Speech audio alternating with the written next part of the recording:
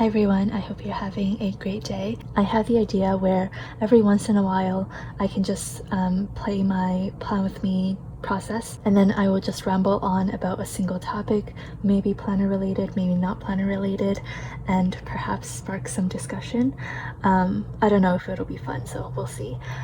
For this video, I wanted to talk about the topic of using multiple planners at the same time, because I personally get this question a lot, like why do I use multiple ones?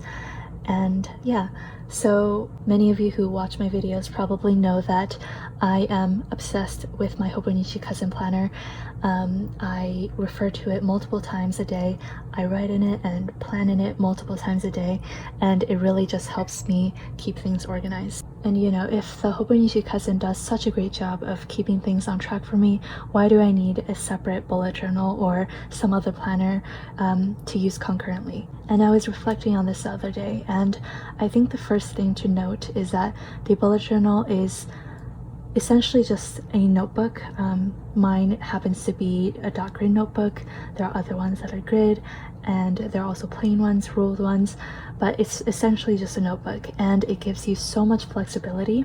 And because I have the flexibility, I do not pressure myself to use it every single week. And I think pressuring yourself to finish planner spreads and journaling spreads oftentimes have a damaging effect, where it's like, you know, if you're so set on journaling and planning every single day, if you happen to miss one day for things that are within or outside of your control, you might end up feeling discouraged to continue the next day. So I make it a point to never pressure myself to finish spreads if I just have a really bad mental health week or if I just don't feel like it. So yeah, my bullet journal, I do not use it every single week. Another thing with the flexibility is that I can cater the spreads to what I need. So for example, for this week, I put a single week on a single page. Other weeks, I might do a single week on 2 pages.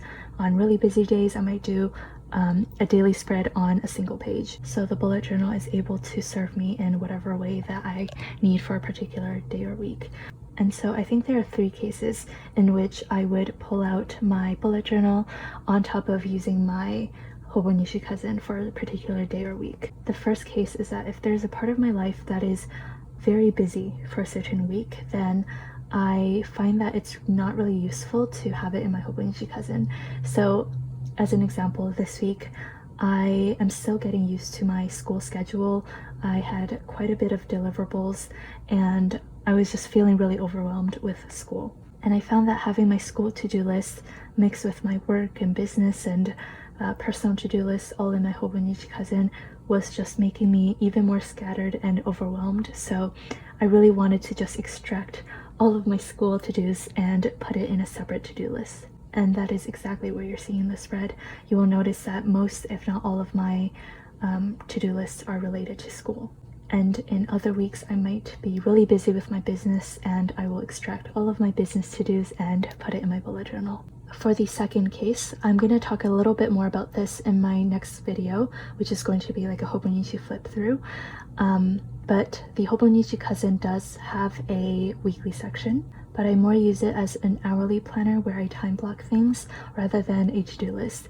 And for some weeks, I really just prefer seeing all of my to-do lists on 1 page or 2 pages and distributed across the 7 days so that I can see, you know, which days I'm more overloaded and on which days I can take on a few more to-dos. And the third case is if I just have a little bit more time and I want to be a little creative, then the bullet journal is a really fun way to do so. So yeah, I sometimes just bullet journal for fun. And that leads to my last point of discussion, which is that I definitely do not need multiple planners.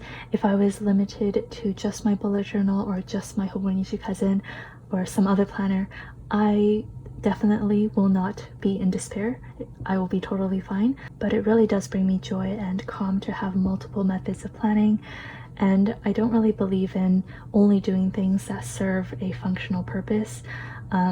Like for example, you can go down a line of reasoning where it's like, you don't need multiple planners, you can just use one of them. And then you can say, why would you need a single planner when you can just simply write down your to-do list on a notebook? And then why would you need a notebook when you can just write it down on a piece of paper?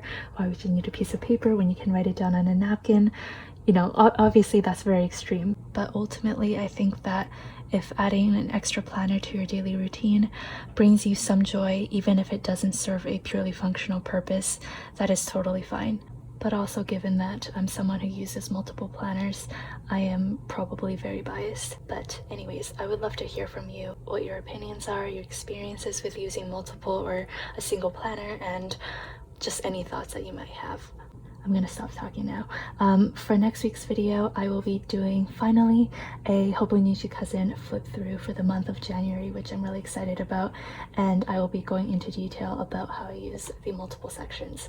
So yeah, for now, goodbye, and I will see you next week.